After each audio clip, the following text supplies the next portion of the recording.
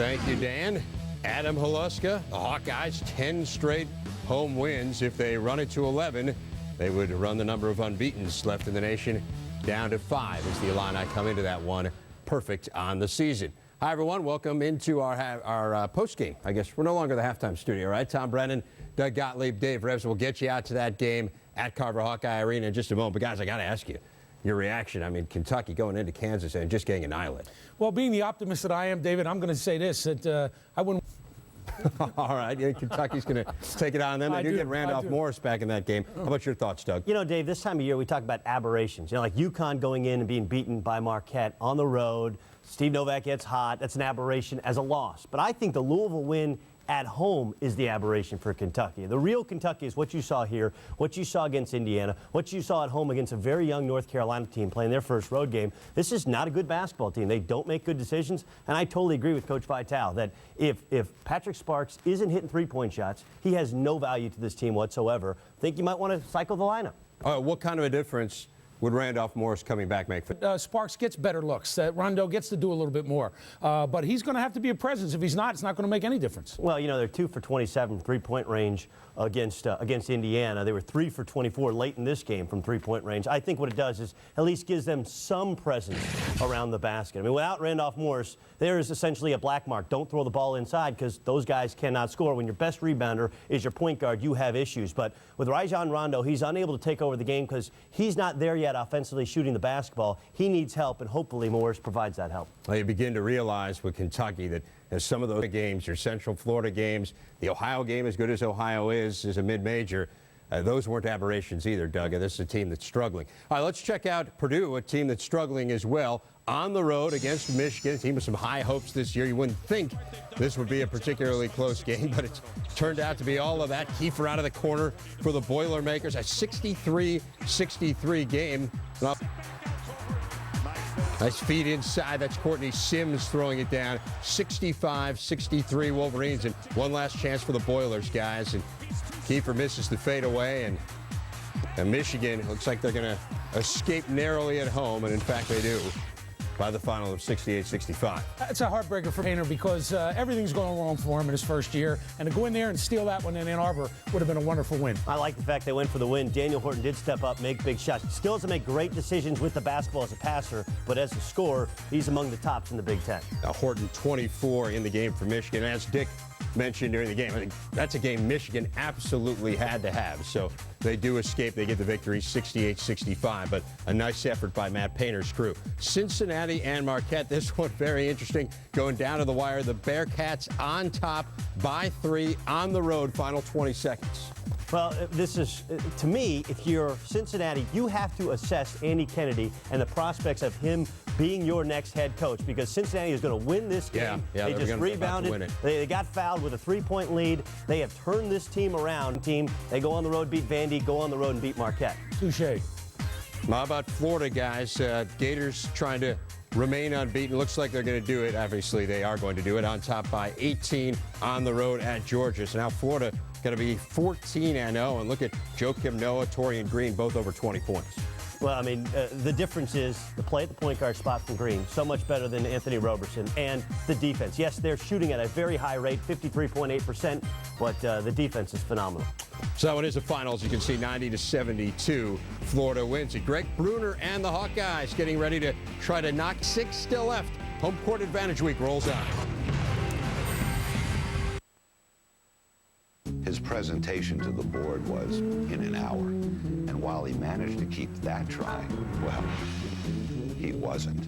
Which is why he was pleased to discover that our selection of big and tall was not only extensive, but at prices that, well, wouldn't soak him. After all, he had enough of that.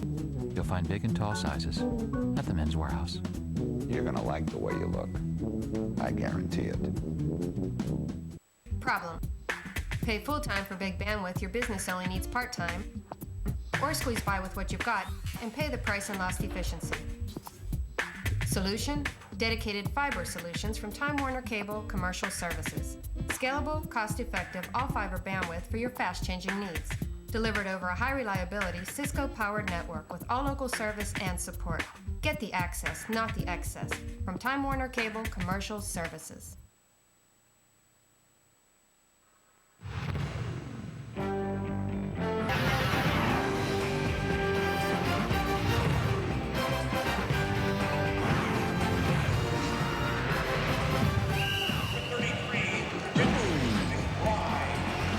Hawkeye fans have two thoughts on their minds today. Pull off the upset of undefeated Illinois and protect the home court advantage with a marquee victory inside the rugged Big Ten Conference. Our ESPN family of networks, we're beginning a slate of matchups featuring schools fighting with all they have to win huge games on their home court.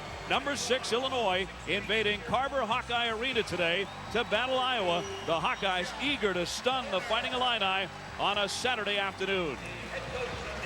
Hi, everybody. Dave O'Brien, Coach Rick Majerus with you, and welcome to Iowa. Great to have you along. And, Rick, just the other night on Thursday, it was undefeated Illinois staying that way by knocking down Michigan State. A much different story, though, for the Iowa Hawkeyes as they went on the road to Wisconsin. Their big three and everybody else shot the ball very poorly in what turned out to be a 14-point loss. The big three of Bruner, Holuska, and Horn, they lost at 66-52. And Rick, at one stage in that game, Iowa missed 19 consecutive shots. Credit Wisconsin, first of all, for getting a hand up on a shooter.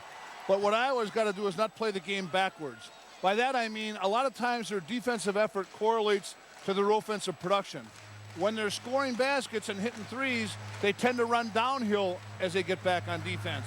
When they miss those shots, they tend to run uphill and get a little slaggardly.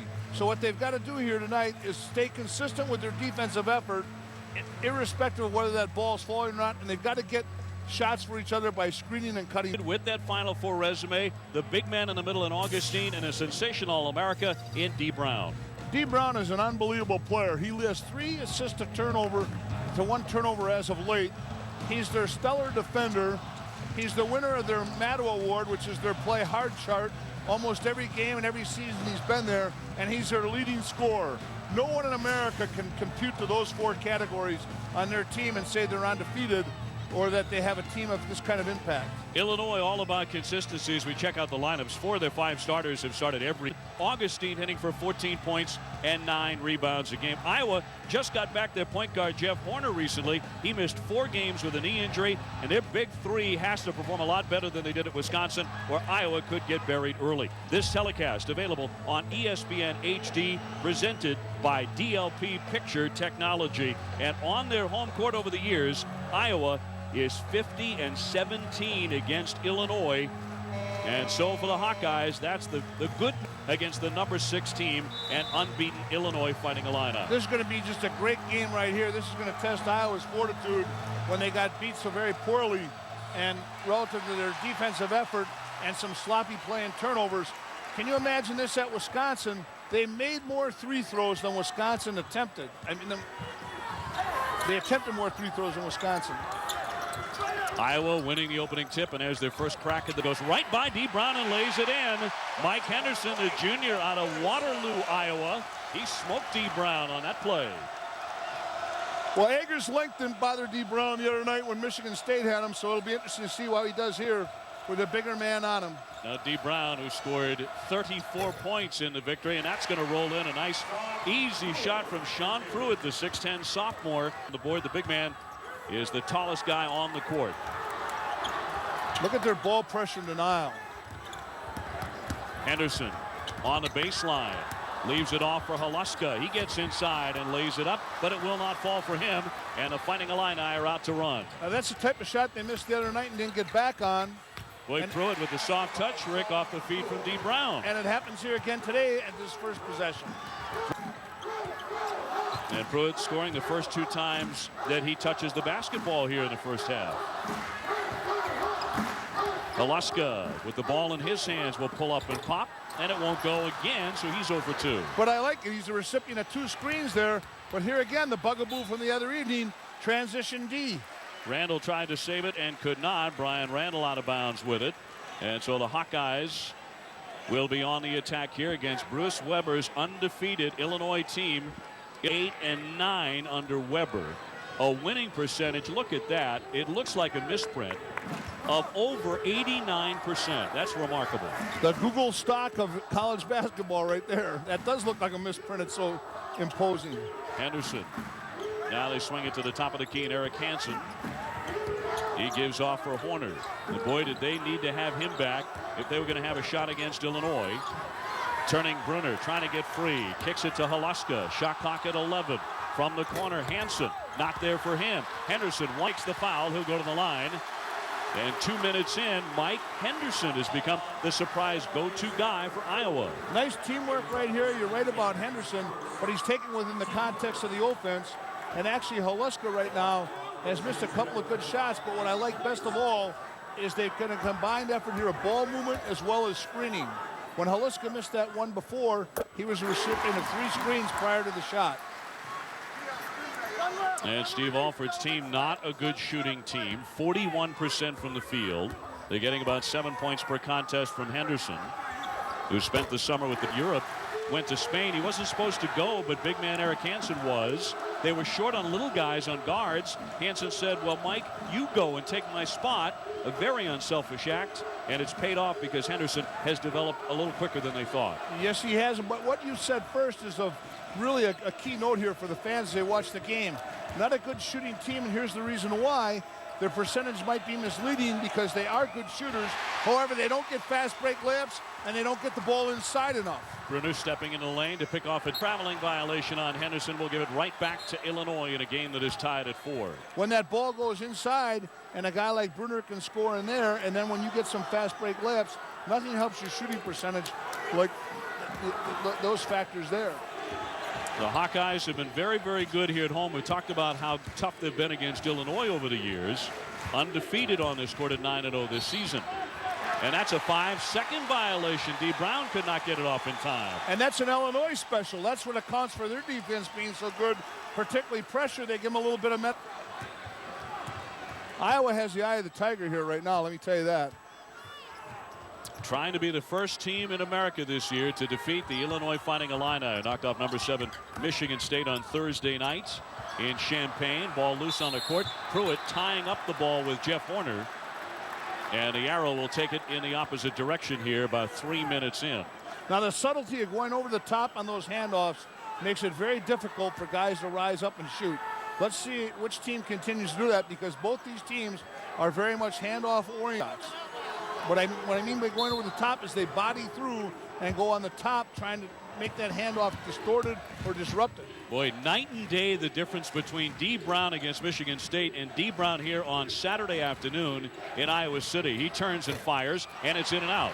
Tough rebound as Holuska went up, pulled it away, and got hit on that one by Brian Randall, who commits the foul for Illinois, his first. Randall's trying to referee along with that as well. He should forget about the refs. That's why Illinois has done such a good job to date. They're not a team. This, by the way, the first of a brutal conference run for Illinois that also includes game against Michigan and Indiana coming up. So they got Michigan State, Iowa, Michigan, and Indiana all within 2 weeks.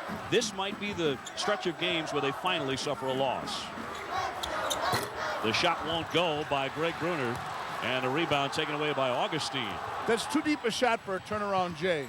He doesn't want to take a turnaround J that far out. D. Brown scored 23 points against Michigan State on Thursday. Izzo was asked about that. He said, we got to go out and recruit Michael Jordan to guard him because he's the only man who can. Not there again for him. He missed that one badly. He can kill you with those threes, D. He's not a consistent shooter. The shot by Holuska. Got it. That's a 3. And Iowa's off to a quick lead here, 7-4 over Illinois. When Holuska got that, Dave, he did not go over the top of the handoff the Illinois defenders we had talked about earlier. Augustine right on the money. The 6'10 senior drills his. He sent from the field for Illinois. He has really improved that mid-range game at 15 feet. Getting closer and closer to becoming one of the top NBA draft picks, and that's ripped down by Augustine. Augustine's chances of being a pro. We'll talk about that throughout the day today as McBride can't hit it. He's one of their three-point marksmen. In fact, second on the team behind D. Brown in three-point accuracy, but they're not falling early for the Illini. Hansen working on Pruitt. Count the basket, and he'll go to the line. And this is what we had talked about relative to shooting percentage. Tied to Hansen. His players haven't shown confidence in him, and when he is open, he should get it down low. Steve Alford's Hawkeyes take the 9-6 lead over Illinois. The NCAA Women's Basketball Championship, coming in March. Introducing the all-new 2007 Chevy Tahoe, with available features like a power remote liftgate,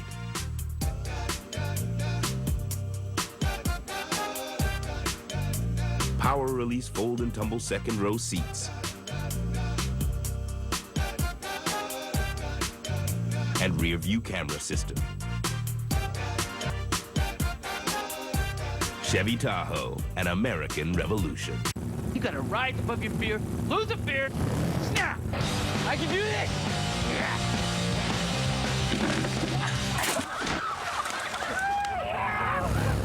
Snap into a Slim Jim. Look at that logo! What's he doing here? Beats me. Can I help you, sir? I'm looking for our security. Yes, sir. Our security is in the network, sir. This blinky thing is our security? The security thing is everywhere. The network is, sir. Let me get this straight. The security is in the blinky thing, and it's in the doohickey next to the blinky thing? This is technical jargon, isn't it? Yes, sir. Security, powered by Cisco.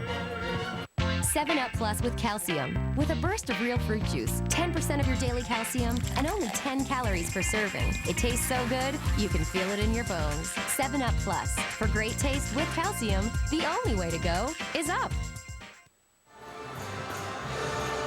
Iowa with the 9-6 lead. Dee Brown so explosive on Thursday against Michigan State, Rick Majerus. Here we're going to see the variety of ways in which he gets his shot. He's multifaceted in scoring. Here's a ball pick off of Aug's separation to the pick and roll. He takes that right over Agers. Here's a nice draw and kick. He's out at 32 feet there, 32 feet on that shot. This is a down screen off the passing game. Watch him move without the ball and change pace. And now he's going to come off a dribble weave handoff, single double. Here he comes off the double first and buries that off a shot fake, again blowing off Agers. Now they put Neitzel on in Michigan State. Neitzel decides to cheat and go over the top.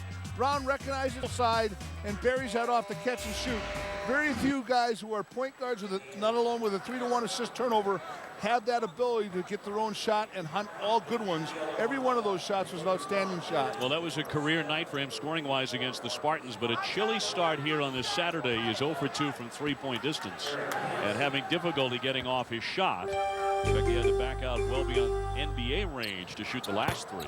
Off the back iron by Hansen, and Augustine with a rebound, and Illinois with the ball. Augustine already with 5 rebounds, incidentally. And the all-time, of course, leading rebounder in the history of Illinois ball. I'll tell you what, he fit from outside in. He's a warrior. Randall on the drive, stopped, and it's knocked away by Horner. Looks like that knee is recovered very nicely on the bounce, and it's knocked away. Haluska went up for the shot, and it was knocked right back in his face.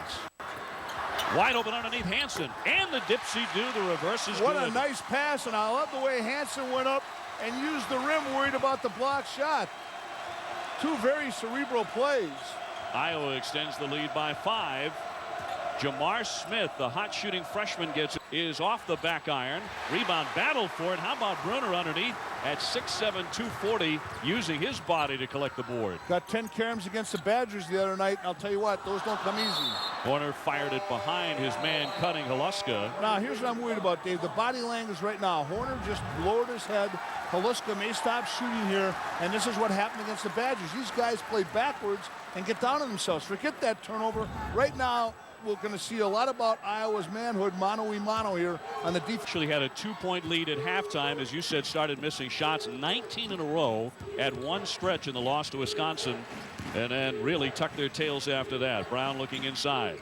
Augustine. Left-handed and good, and long, lean, and lefty means the 6'10 senior is a lot of trouble underneath. That's his go-to move. I would park on that left shoulder and absolutely not allow him to get there.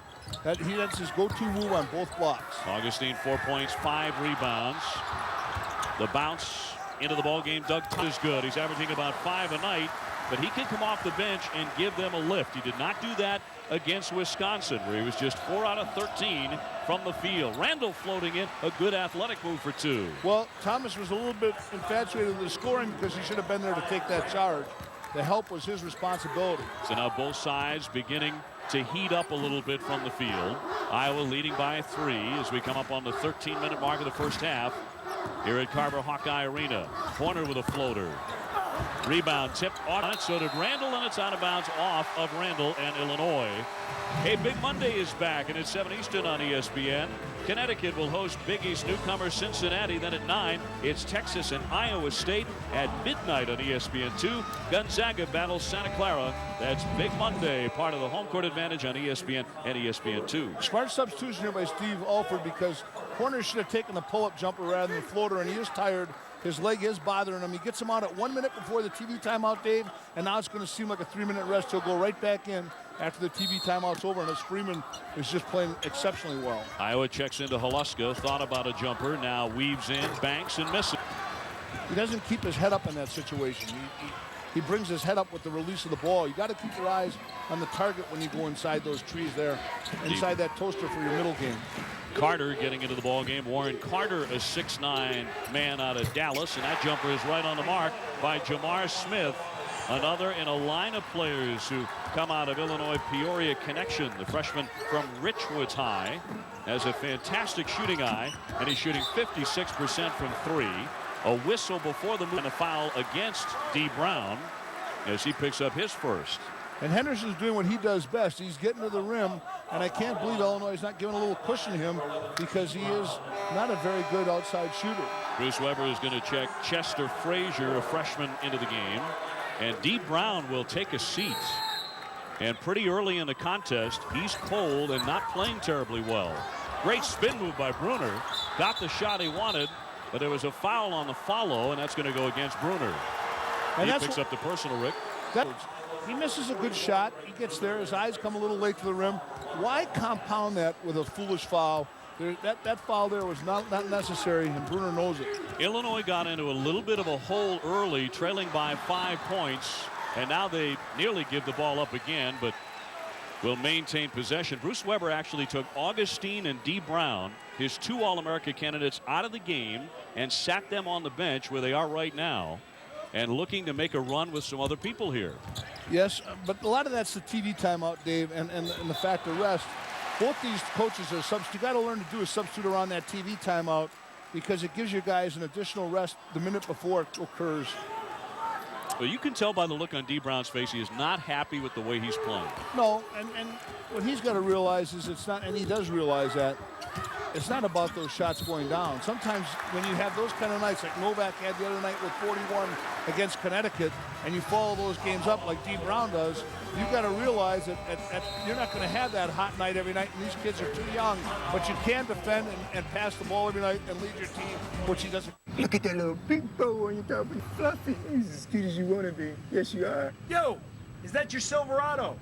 345 horsepower. The new Vortec Max V8 out-tows all the other guys?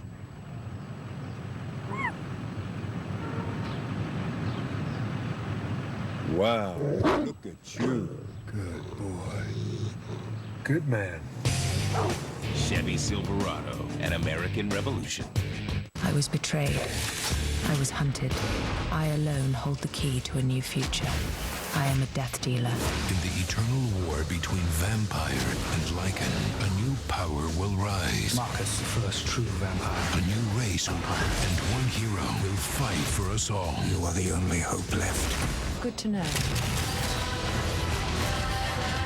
Underworld Evolution. Rated R. Theaters everywhere, January 20th. Create your own holiday feast at Red Lobster. Combine 2 or 3 of your seafood favorites from 10 signature dishes, including our tender snow crab. Turn a meal into a celebration this holiday at Red Lobster. Prime time in paradise. That's trouble. Or not. Blustery wins, bunkers, and bogeys dominate. But defending champ Stuart Appleby lead. Look at this. Third round coverage of the Mercedes Championships continues tonight at 7 on ESPN. Iowa looking to protect the home court. They're tied up with number 6 Illinois at 13. And it's time now for ESPN News prior to the program. Today in the spotlight, it's Gardner Webb.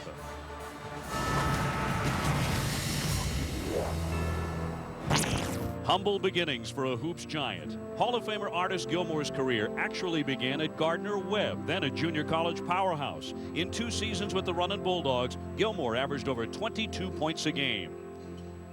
Could have won a bet if you asked somebody, where did Artis Gilmore play before he went to Jacksonville? You could have won a lot of bets on that one. But everyone remembers him along with Pembroke Burrows and a terrific guard named Rex Hughes when they won the national championship. Pembroke Burrows, by the way, has the job that Shaq covets. He's a state trooper in Florida. Well, now, of course, Gilmore went on to have an outstanding NBA career. How about today, a guy shooting 60% over 12 years in the NBA? Unbelievable. And I'll tell you what, he was a great collegiate player on that low block as well at Jacksonville. Played shot blocker. Horner with the ball for Iowa and pulls up his dribble. Tipped out of bounds, and Iowa will have it here with 11:50 to play in the first half. Rick Majerus, Dave O'Brien with you from Carver Hawkeye Arena. And a pleasure to be with you as the undefeated Illinois Fighting Illini at 15-0 try to continue that streak. The second tough game in a row inside the Big Ten after defeating Michigan State this week. Here. Bruner trying to make his move. Gives it off to Tony Freeman. Now back to Horner. Shot clock at 5. It's Bruner weaving in, and he's fouled. They had just 4 seconds left to shoot it. Now, we're talking about the undefeated teams in the country. Duke at the top of the list at 13-0 is the #1 ranked team. Then Nova and surprising Florida at 14-0. They just pummeled Georgia. Green is the reason for Florida. They've got a lot of other reasons, but I'll tell you, that point guard has done a good job of controlling tempo and defensive transition. Of course, that one road game, unless you're counting going across town against Duquesne. I like Ohio State right now, but Duke is clearly in a class by themselves, in my opinion, with the schedule they played and the team they have. Horner back up top to Hawkeyes, who's averaging 14 points per game. Horner with a pull-up shot. In and out that time. It was almost in the cylinder, and the rebound tipped in as Horner followed the miss. Iowa's doing an outstanding job, Dave, of driving the ball pressure, but not taking it right away. And then on the second and third side, they drive the ball pressure, which is such a big part of Illinois'. It looked like Chester Frazier certainly walked with it and gives up the basketball as we go back to the last Hawkeye bucket. Now take a look at this. You'll see good ball movement. Now watch the ball pressure. Nice screening. Now he drives the closeout off the ball pressure, and he gets a good shot. I love the competitiveness of that follow-through. For missing 4 games with a partially torn knee ligament in Jeff Horner. Illinois has turned it over 6 times. Horner gives it up to Thomas, and a bad shot there. Certainly a bad miss. 15-13 Iowa. D. Brown back in, goes all the way through. The rebound is tipped. That's no good. Iowa's back to the same bugaboo that we encountered when NC State played here early in the year, and they beat a very good NC State team. And oh my, their defensive transition, they don't stop the ball. They've got to stop the ball, get it out of the middle of the court, and get it under control. They have the floor balance to do it, and by that I mean in their offense, they always have 1 or 2 guys coming to the top of the tee getting back. But for whatever reason, they don't get in their stance soon enough, and I think communication may be a problem. Warren Carter committing the foul for Illinois. And so that'll send Alex Thompson, a 6'9" sophomore from Ames, Iowa, to the line. And Alford has said of Thompson, he could be our next X way shoots the three-pointer. He had a 9-rebound game against Minnesota, so he can do some things. Great call by you, and you know what I like best about him? He's a big guy with very good hands. And the foul on the play as well. The jump shot out of the corner by Carter, and he will go to the line as Thompson hammered him, knocked him right to the floor. Watch this draw and kick right here, and now he swats down on it. You want to go perpendicular to the floor, out of control. When you close out and build out to the ball, you want to have your weight back. His weight was forward, and that caused the foul. 6'9" junior Warren Carter to the line, too strong on the foul shot. That could be an issue. Illinois doesn't have many, obviously at 15-0, but they're only a 62% foul shooting team. Brian Randall 51%, Sean Pruitt 47%. They do not do that terribly well. Horner working on D. Brown, and Brown knocked it away from behind. It comes right to Thompson, and he can't believe they got him for it.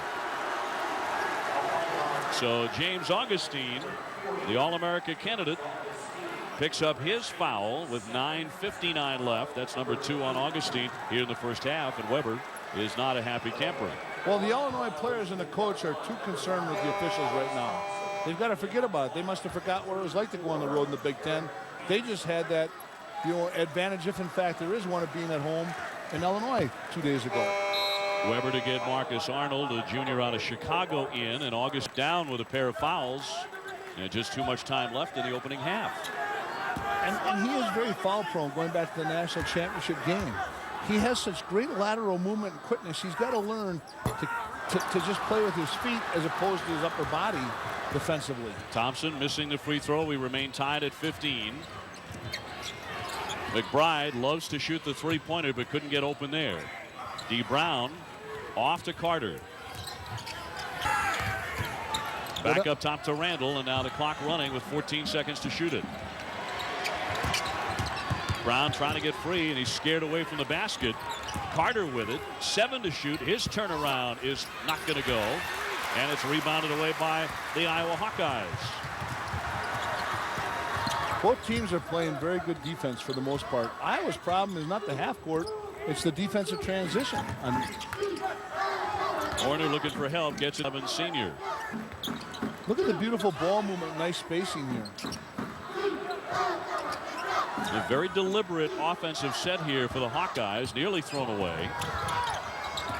6 seconds left to shoot it. Hansen off to Horner. Shot clock counting down to 1. Will they get it off? He fires a long one, and it does catch a piece of the iron to keep it alive. Sprawling on the floor, a tie-up for it here. And a whistle on the play as well. A foul will be called here against Iowa. That's going to go against Hansen as he's hit with a personal. Well, D. Brown not cooking right now for sure. He's cold from the field after a big night, 34 against the Spartans on Thursday. And Rick 0 for 3 from three-point land today. He's drawing special attention as well he should from Iowa. What they're doing is whenever he comes off the pick, they're giving a half a man to him with a shadow of the screener, for example, and in transition him as well. Smith with a turnaround off the catch. The rebound batted right to the Hawkeyes, and Horner has it. So the Hawkeyes trying to untie it. Neither side has scored in quite a while here. The defense has been too tough and continues to be. Smith to D. Brown, and that was not his first bucket of the day, although he should have made it. Smith with a turnaround and a miss. And Illinois is missing left and right. Even All-American to go. Horner fires. NBA 3, why take that so quick in transition after you've done so well? He got caught up in the emotion of it, didn't he, with the crowd? Great call by you, Dave. Exactly right. An emotional shot. D. Brown fouled in a game that has been stuck at 15-15 seemingly forever. Eric Hansen with a foul there. But it's been a rough day for D. Brown, one of the top players in the country. Can't even get the layups to go right now. Time in paradise. That's trouble. Or not. Blustery winds, bunkers, and bogeys dominate. But defending champ Stuart Appleby rose above it all and grabbed the lead. Look at this. The third round coverage of the Mercedes Championships continues tonight at 7 on ESPN.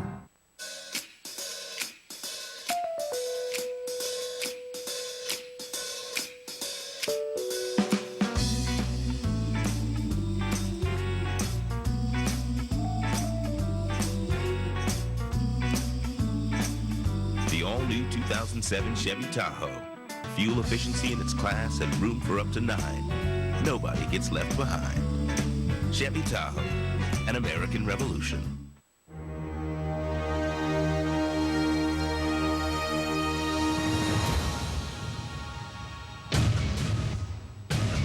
The alerts and breaking news you want, only on mobile ESPN.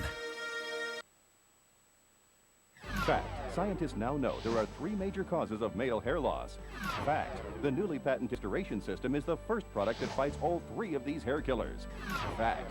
In testing by an independent lab, 100% of men using Follicare grew new hair in just 8 weeks. That's right, 100% of men grew new hair, and you will too. We guarantee it. I was going bald. Then I started to use Folicare, and there's a lot more hair there in a very short period of time. It's a great product. Folicare was developed by Dr. Chris Catalfo, who at 28 years old was rapidly going bald. Desperate, Dr. Catalfo attacked all the reasons for his hair loss at once. And you too will grow hair with the patented Folicare system. We guarantee it or your money back. You can fight hair loss and Folicare guarantees it. Unlike other products, Folicare costs as little as $1 a day. Call 800-704-8389 to order now. Folicare is easy, it's patented, and it works. Don't wait. Call 800-704-8389 and get started today. This exclusive presentation of college basketball is brought to you by Chevrolet, an American Revolution. And here at Carver Hawkeye Arena, you can gaze upon the Hawkeyes in the NBA, and one very special to you, Rick Majerus, I know that. Don Nelson's number, Nelly's number. I worked for him with the Milwaukee Bucks, 3-time NBA Coach of the Year in his career, and just a great teacher of the game, and one of the all-time great NBA coaches. 3 times voted by his peers in the 80s and 90s as the NBA Coach of the Year. Boy, how cold a day has it been for D. Brown as he misses on 75% from the line. He has not scored in the first half after burning Michigan State for 23 in the first half on behalf of Bruce Weber on Thursday. And at this junction of the game, we only have 7 assists total, 4 for the Illini and 3 for the Hawkeyes, and that's why the baskets have not come so easily. Corner misses the shot, and Iowa has missed their last 5 from the field, although Bruner got in there and was the man who made contact, and Illinois leading by 1. We talked about Bruner being a warrior, we talked about Augustine being a warrior in the glass. How about Bruner? Both those guys, for the young kids watching, do a great job of rebounding with 2 hands. They move a second time. They're relentless, and they don't bring the ball down when they get it below their chins. Bruner had a 12-rebound game against Kentucky earlier this season. Iowa opened the season in the top 25 for the first time in 3 years. They had the big win. This one will be kept alive for the Hawkeyes, but they had back-to-back losses to Northern Iowa and Iowa State, and they tumbled out of the top 25 rankings. And a nice alert hustle play by Horner. You got to love a guy who has 400 career assists, 1,000 points, and 400 rebounds, and then gets that kind of a dirty work play by just being alert. McBride fell asleep. The Hawkeyes get another possession here. Mike Henderson on the drive. He was electric in the early minutes, but he's traveling here with D. Brown bodied up right behind him. And he's the leading free throw percentage shooter on the team, and that's a team with Horner and Haluska, 2 outstanding 3-ball, 2 outstanding shooters. It's a testimony to Henderson's foul shooting prowess, but when he travels, like you said, he's in trouble. Illinois with the ball here. Randall from the corner. Gets it inside of the big man, Marcus Arnold. And there's Bruner again with the rebound. He's collecting all the garbage right now. Iowa wants the game somewhere in the low to mid 6 in the 70s, 80s, or 90s. Look at Horner, relentless. Out to Haluska. Not there for him, though. A great follow. Tipped up twice. Henderson came out of nowhere. No one blocked him out, but he missed as well. 5 attempts now. They've got to play defense right here. They can't play backwards. Worry about 5 good missed shots. McBride off the back of the iron. Henderson. And just as we say that, Haluska does a great job of getting a hand up on the shooter. Henderson fired up a pass, and it's out of bounds. Did not airborne. Well, there's a lot more hoops coming your way on Tuesday. At 7:30 Eastern on ESPN2, North Carolina faces Virginia Tech. And then at 9 on ESPN, it's Vandy against Kentucky. Super Tuesday presented by Lexus, part of Home Court Advantage on ESPN and ESPN2 on Tuesday night. That Vatech, their loss at Duke there, they should have actually won that game. Fans are going to enjoy that because it's going to be quickness, the pressure defense of Vatech, and the Carolina precision fast break. They lost on that midcourt heave at the buzzer. McBride dribbles away and now gives it off to D. Brown. Chester Frazier, freshman, into the ball game for Bruce Weber. He's also played Jamar Smith, a first-year man, some minutes here in the first. There's the shot by McBride, but another miss for Illinois. Now Iowa is in another cold shooting situation. 1 for their last 11, 0 for their last 7. Go back to Thursday against Wisconsin in a row. And on the last possession here, they missed 5. And let me add, all 5 were good. Illinois really pressuring the ball. Bruner looking for a place to get inside from the foul line.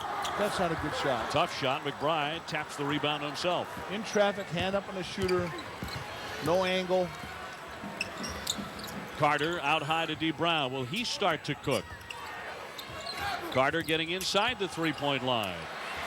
Is not going to roll in by McBride. He's cold as well. So Illinois can't get anything going from the three-point line and beyond. And Iowa takes a timeout here with 5:07 to go in the first half. And suddenly both teams have gone stone cold in Iowa. Well, this thing is just about over now. They'll snap the ball, take a knee, and that'll end it. Bills are going to drop this one, and wait a second. The ball is loose. Fisher's got it, and he's got Walker to the 20. He's to the 10. Touchdown, Bills! Listen to this play. What? No! They're going to say he stepped out of bounds at the 30-yard line. The game comes to an end. The Bills lose a heartbreaker. All right, buddy boy, listen up, ears and eyes. I want you to go to the Radio Shack around. The Hawkeyes trying to bite off a big upset over undefeated Illinois, but both teams can't hit. Iowa 0 for their last 9. Illinois 0 for. And coach, almost 15 minutes into the game, we have 31 combined points. And we've had good shots. It's not as though they've gotten a hand up on a shooter in many cases. As a matter of fact, the coaches are going to be a little bit unnerved by that. Haleska's actually trying too hard. He's aiming his shot. And he's forced a couple, yeah. There's Horner. Got the layup. Got inside for 2. Beautiful ball movement, a nice draw and kick. That'll usually get you a high percentage shot. Now notice how fast Iowa ran back as though they're sprinting. They got to run back with that same tenacity when they miss. You're right. They're a different team when they score the basket, when they get back defensively, than when they miss. Randall backing in. Use some strength there to drop in a bucket. Yeah, you can't let that guy back you down. When you're mismatched so like Haleska was, you're better off front in the post on a mismatch. Randall, a co-captain and only a sophomore. He spent all of last season on the bench with a broken hand, missed the entire campaign. A magical season, obviously, for Illinois as they played on in the national championship game. Horner, long range, well beyond that for everybody to snatch the rebound. You don't want to tip it when you can grab it with 2 hands there and flush dunk it or lay it in. No Brown, need for that tip. Off to Carter. Fakes his way to the baseline, but he bowled in, and the foul will go against Iowa. Almost a charge there, but it goes against the Hawkeyes. We're going to see Randall inside here coming up. Watch, take a look at the ball movement. Now watch him back him down. He's mismatched Haleska. He gives ground. Beautiful hook shot to his left hand. He needed to front him.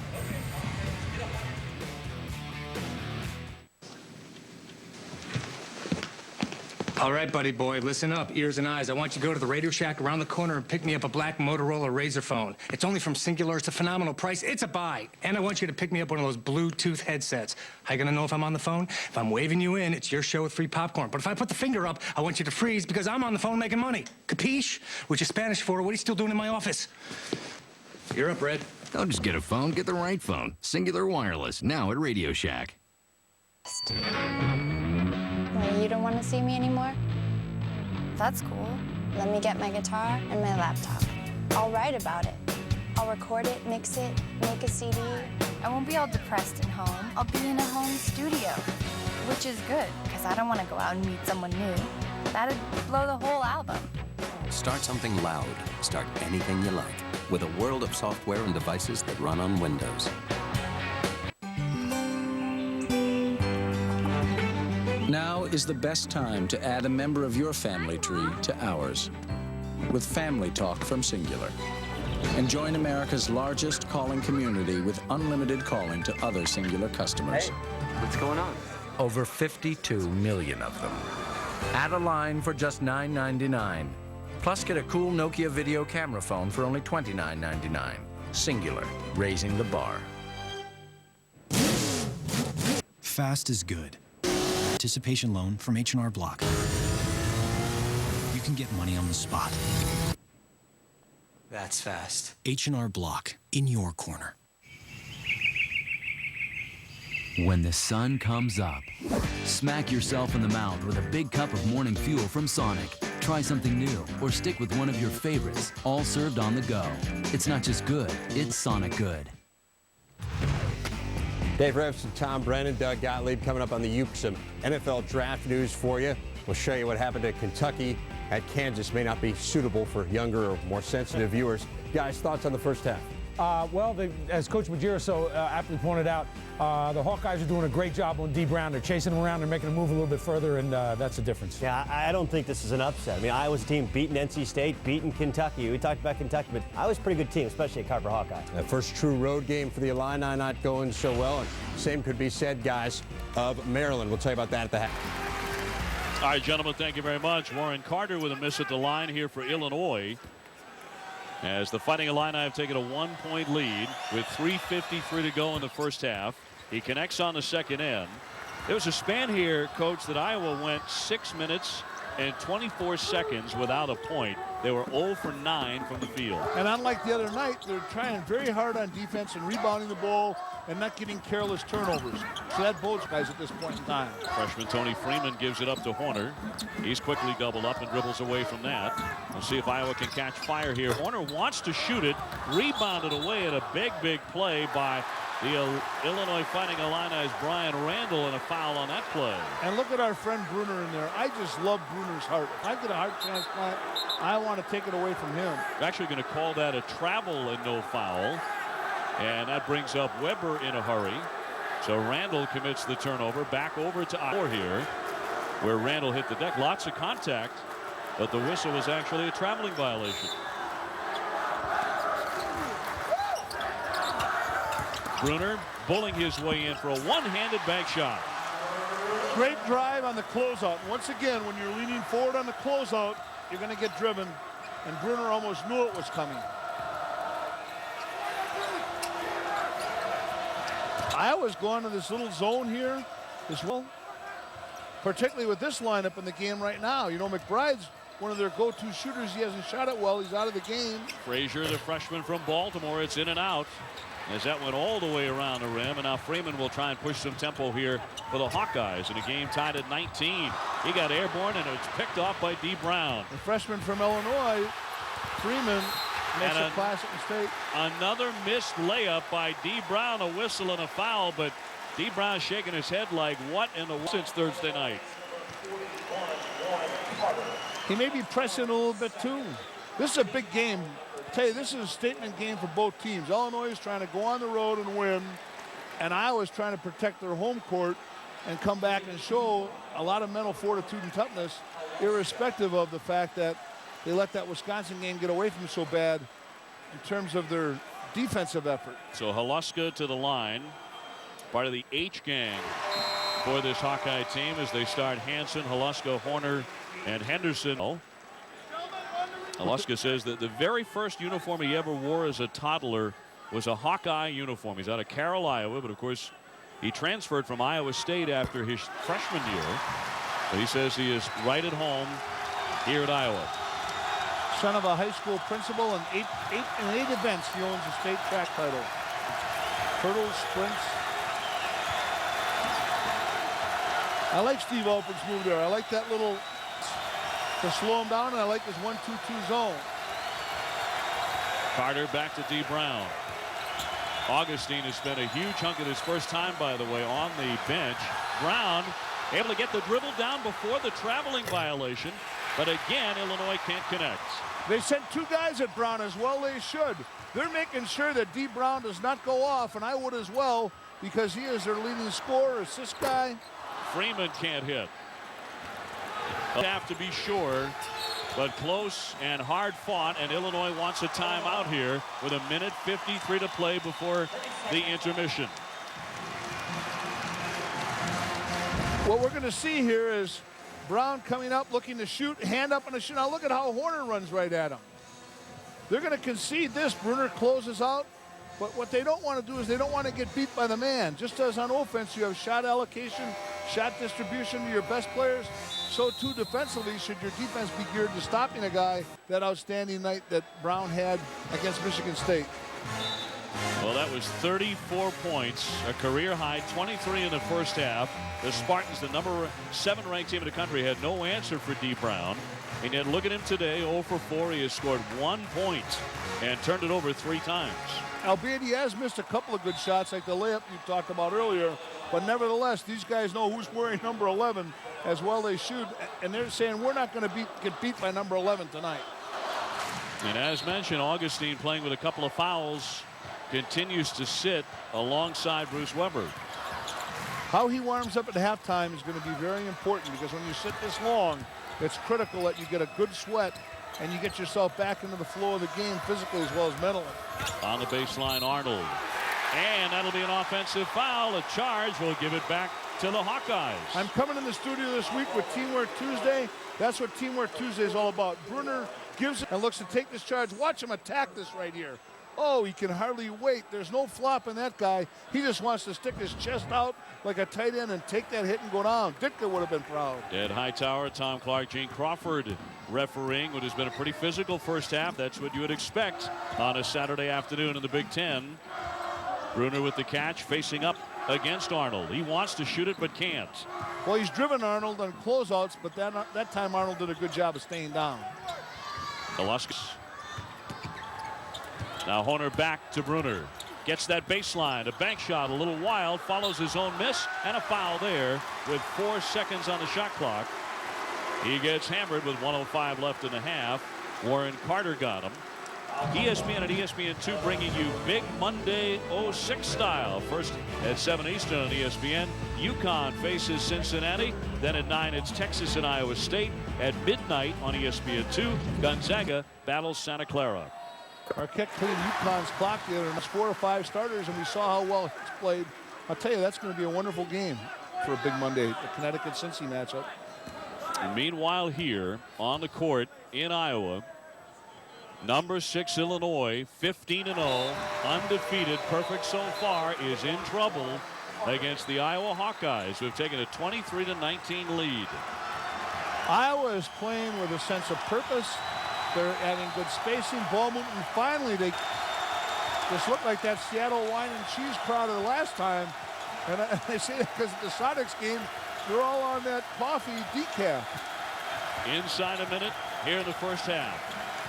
Shot clock at 20. Seal wins a timeout game. I'm going to D. Brown, and they are too. They're going with a single-double to D. Brown. Freshman Freeman comes out to guard it. Shot clock at 7. D. Brown will fire the NBA range 3 him, and it goes back over to Iowa. And let's credit Freeman with allowing no separation on the catch. Then he leveled him off on the drive and got a hand up on the shooter. When you play in a component of 3 parts like that, that freshman kid's going to be a fine defender one day. But why would D. Brown, a senior All-America, take a shot like that with 6 seconds left on the shot clock? That made no sense. No question about it, because he's pressing. You know, he's pressing. He's playing a head game with himself.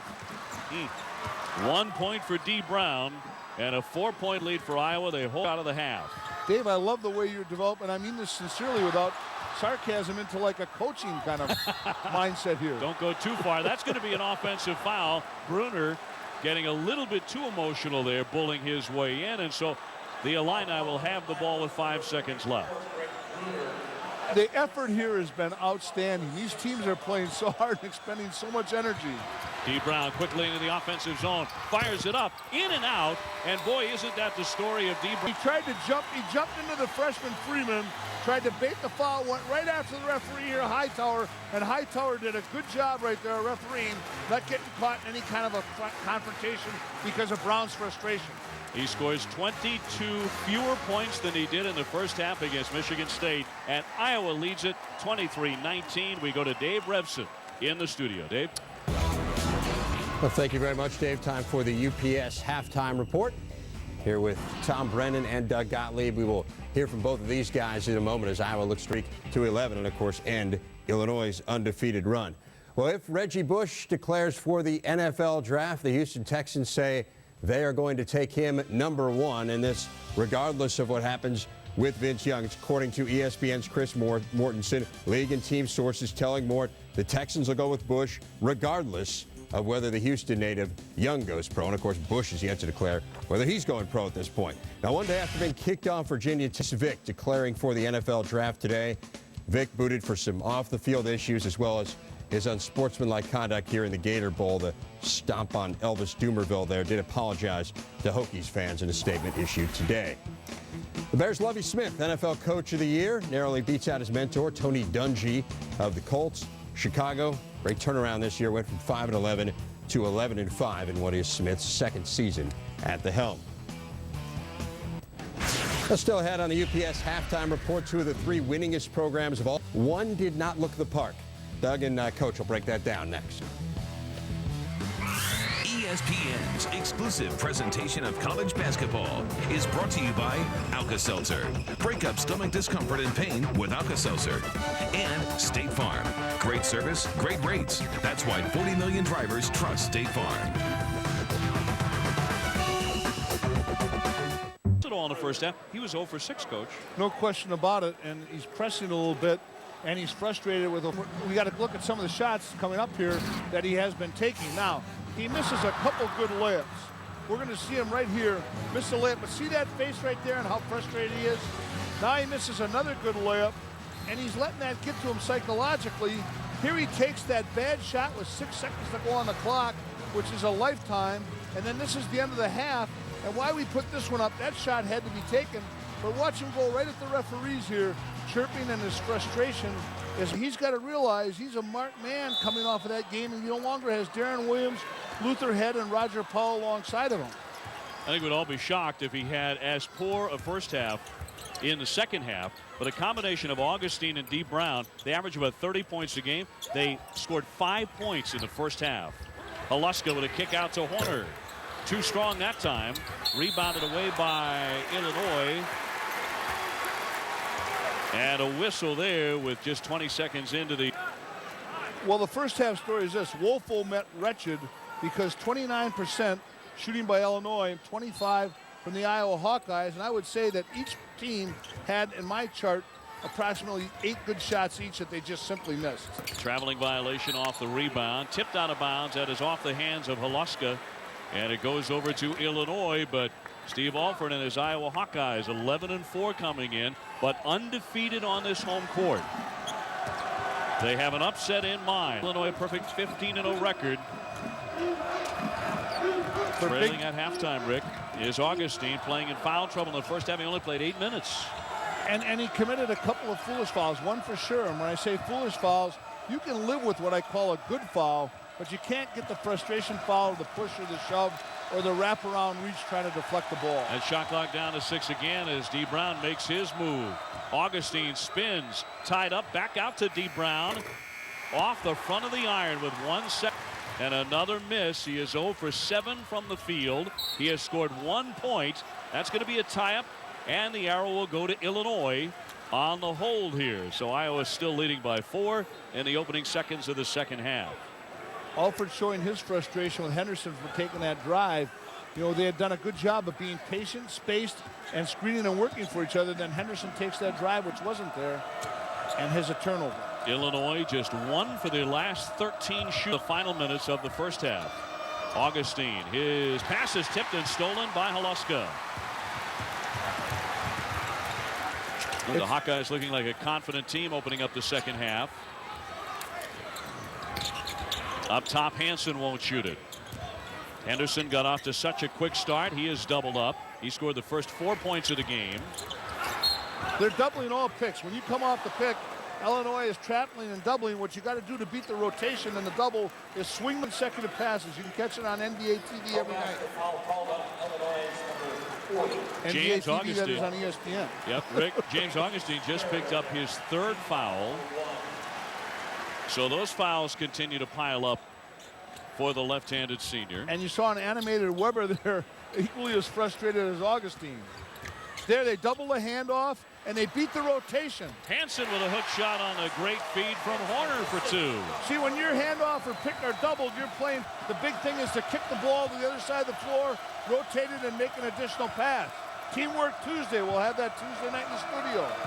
But here on Saturday, will one of the unbeatens fall at Iowa? Illinois in trouble. Augustine in foul trouble himself. Makes his way in. Slapped away in a foul by Bruner. He thought he got all ball there. Let's go back to the last Iowa inbounds play. Take a look at this play right here. They get a double. They're going to double this handoff here. Guys going. They space and spread the floor and the rotation. That's what you have to do. You have to make the extra pass or keep both guys down low on the block. Nice job by Iowa. Illinois may want to revisit how they're handling the ball pick or the handoff if Iowa continues to be astute like that. Bruner picked up his third foul, incidentally, as he hit Augustine on the reach. The 6'10 senior, the career rebounding leader at Illinois. 3 fouls at the moment, but he's smooth at the line to make it 25-21 Iowa. Said he looks at rebounding films at Dennis Rodman and studies him. That was his rebounding hero. His father was a football coach, by the way. Hansen feeds inside to Bruner. Got position, did not get the spin, got his rebound, and he was relentless. Goes up his second and third time, and Augustine's so concerned now with not picking up his fourth as well he should be. The question is, Brown finally begin to strike. A foul away from the basketball. That will go against the Fighting Illini and against Brian Randall. In the nomenclature of the times, they're getting traction now, Iowa. They're getting it psychologically as well as with the scoring column. This is a big possession right here. This is a determinant possession going into an impending timeout. Alaska holds it on the wing and lost it out of bounds. Possession here. A perfect 15-0 start for Illinois. In fact, not only has the Illini not lost since the national championship game to North Carolina, they've won an astonishing 54 out of their last 55 games. And collegiately, they pressure the ball, especially to use dribble as well as anyone in the game, and then you've got to drive it, but wait till the third side so you can collapse the defense. Hansen gets a hand on it, the big guy and the Big Ten leader in block shots. Haluska got him. A big bucket, and Iowa opens up a 9-point lead. Timeout, Illinois. Look at Bruner making the appeal to the crowd. Take a look at this coming up now. We're going to see a Hansen on a block here. Nice job by the big boy. I'm not swatting down there. Now they trigger the fast break, and you're making that assist to Haluska, a rhythm three.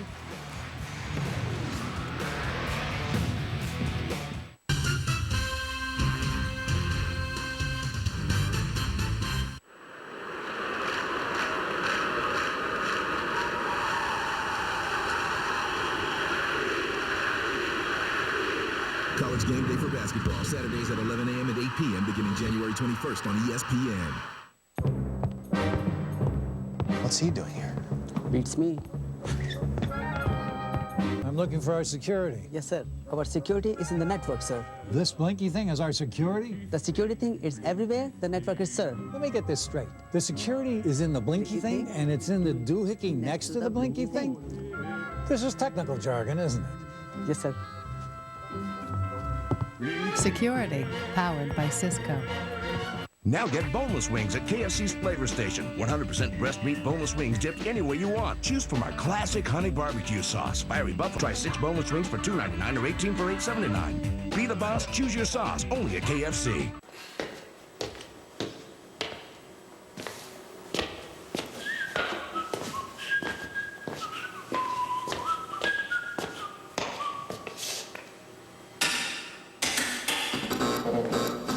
Wireless, the nation's largest digital voice and data network, is now at your neighborhood Radio Shack. So come get your rollover minutes and great phones from our knowledgeable sales associates. Because now there's more bars in more places. Don't just get a phone, now at Radio Shack. You go to this hostel, you will have any girl you want. You just take that. Beneath the temptation. Oh, look at that. Behind the seduction. Are you coming? Lies a reality. Where are my friends? Too shocking to fathom. Quentin Tarantino presents Hostel. I get a lot of money for you. Rated R. Well, Haluska and unranked Iowa has a 9-point lead over number 6 and undefeated Illinois, 21. On Thursday night, when Iowa went to Wisconsin, they had a halftime lead of 2 points, but they collapsed early in the second half. Moments ago, though, a huge possession for the Hawkeyes. A very big possession, as we have talked about, and that rhythm three shows me Luska's not lost confidence. I'll touch check by Steve Alford coming out with this 1-2-2 zone. Who wins the timeout game? It'll be interesting to see what kind of shot Illinois gets, because I guarantee you Bruce Weber was anticipating man-to-man. Well, Illinois looking a little confused. Brown off the fake, a three-pointer, got it. And finally, D. Brown knocks down a field goal. Both coaches did a superb job there. You can't get a better shot than that, and that zone couldn't have played it any better. The first one he's made from the floor today. He is 1 for 5. The All-American game. Bruner knocked right back in his face by Pruitt. Now Haluska inside the three-point line is fouled.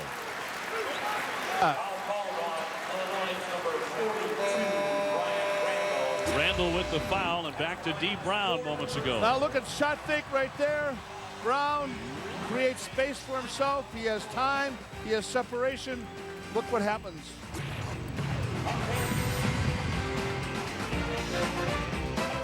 Time in pair or not. Blustery winds, bunkers, and bogeys dominate, but defending champ Stuart Appleby rose above it all and grabbed the lead. Look at this. The third round coverage of the Mercedes Championships continues tonight at 7 on ESPN.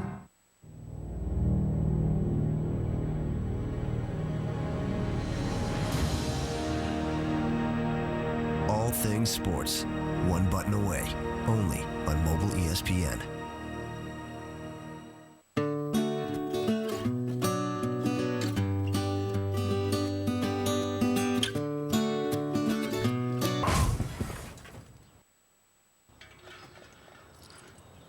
Accidents happen. Nice to know the Jetta received the top overall crash rating in its class from the Insurance Institute for Highway Safety.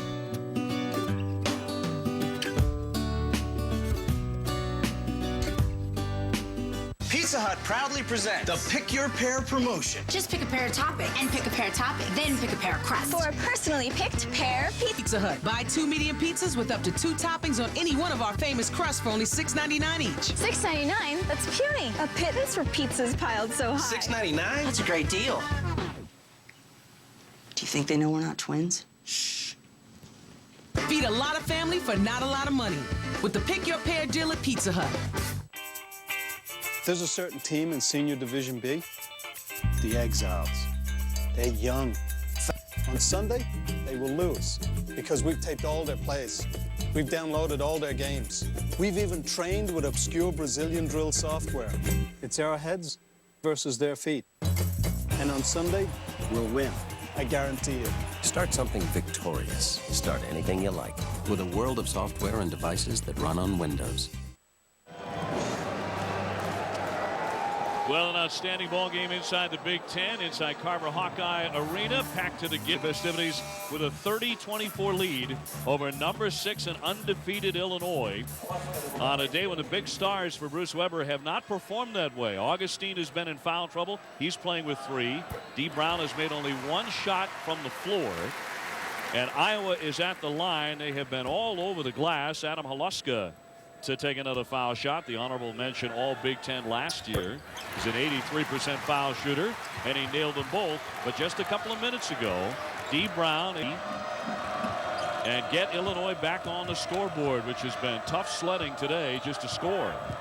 Iowa keeps them off balance with every timeout.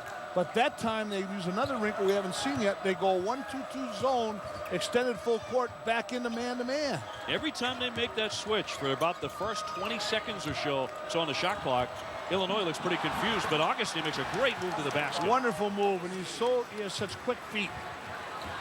Quick feet and timing. That's why he's able to make that move and go by Bruner. Now those two, Augustine and D. Brown, obviously have to be the go-to people for the Fighting Illini. Bruner has been, but he lost the handle. He's been that guy for Iowa, as his rebounding total is up to 11, but he could not corral that one. But nevertheless, I love what Iowa's doing here. They're trying to play inside to Bruner more. We talked about their shooting percentage. How do you get good shooting percentage? You go inside in conjunction with good open shots. And Bruner is their inside presence, not their 5-man. They have a 5-man who cannot go inside and score. So Bruner will step out if for only a moment. Alex Thompson, the 6'9" sophomore, gets into the ball game for the Hawkeyes. He comes out to guard Pruitt. D. Brown off the fake, looking for a screen here, finds Augustine open. Trying to make that same move again as he swoops in. And that's going to be an offensive foul on Augustine. James Augustine has picked up his 4th foul. Could very well be the most critical call of the game. We're going to take a look at it. He should have rose up a little sooner to a middle game, but here we see him driving, takes it in. Good call by the referee, in my opinion. I don't see a flop. Holds ground, makes the physical play, take him down. And you know something? He baited the referee's call because he kind of looked at him and pulled out of it. Yeah, he did. Had he had taken his momentum in hard, I think the ref may have given the benefit of the doubt. Augustine back to the bench. He has spent most of his day there. Alex Thompson was the man who stood in on the play. So Augustine to the bench. Illinois will have the ball on the turnover here with 14:26 remaining in the contest. Now the very good quick freshman guard Freeman is capable of keeping D. Brown in front of him. He can't let that turnover affect his defense on these possessions. It's Tony Freeman, who wears number 11 for Iowa, guarding Brown. Brown wanted a foul there and nothing called, although the rebound up and in by Pruitt on the missed shot. I think the referees have done a terrific job this game, and all these guys should worry less about refereeing the game and more. Has been preoccupied with the refereeing. Hightower had to talk to him right before the half as he walked away, having gone 0 for 6 in the first half. Horner lines it up and drills it from 3-point land. How about the screening, patience, and ball reversal to the third side? The antidote for breaking down good defensive pressure. McBride goes left. Up top it's Smith. In and out. For one of the hot three-point shooters in the country. He's hitting over 55% from out there. 35-28 Iowa. D. Brown held to 4 points on 1 for 8 shooting. And they're able to rest Bruner with Augustine out. Alaska up top to Hansen. Now Horner steps in. Thompson inside. And he's fouled with 13:10 remaining.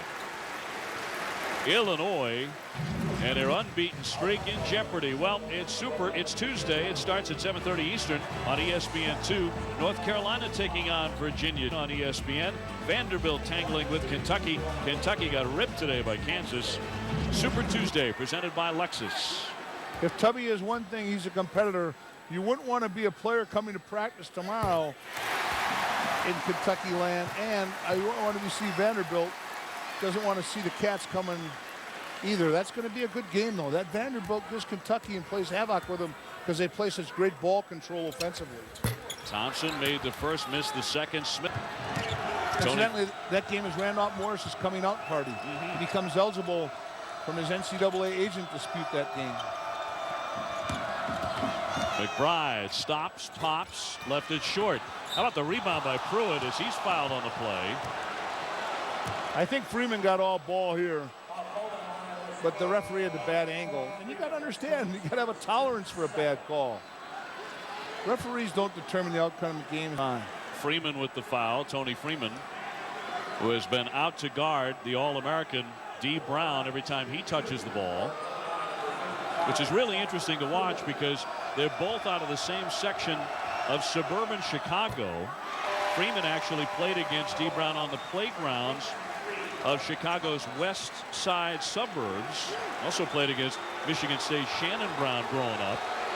So he had to guard two of the top players in America with about a 4-year separation in age. Freeman's just not unlike the early scenario of Isaiah Thomas, Doc Rivers, and Mark Aguirre, exactly all right. being from that exact same neighborhood. Freeman, as a matter of fact, went to St. Joe's, played for terrific coach Gene Pingatore, as Isaiah did. In fact, his dad was Steve Alford's teammate at Indiana. Freeman with it, with Brown guarding him. Alaska back out to Freeman. 36-28 Iowa. Thinking upset here today on the home court. 10. And a foul there with 12:27 left here in the second half. We revisit the undefeateds now for the moment. For the next 12:27 perhaps. Illinois is still on that board at 15-0. Are you surprised by Florida 14-0? Yes, I am, especially with a freshman point guard, Green, who's showing, you know, great maturation psychologically as well as in his game.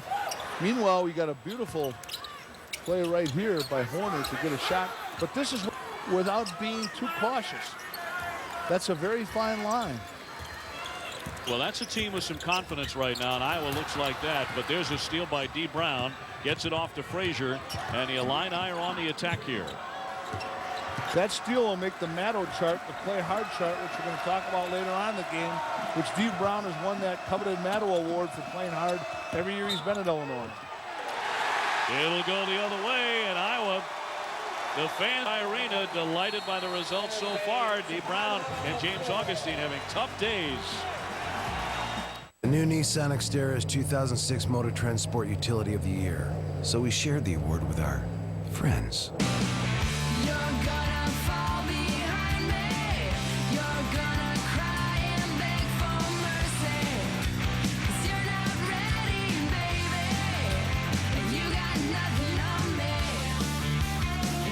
The 2006 Motor Trend Sport, the new Nissan Xterra.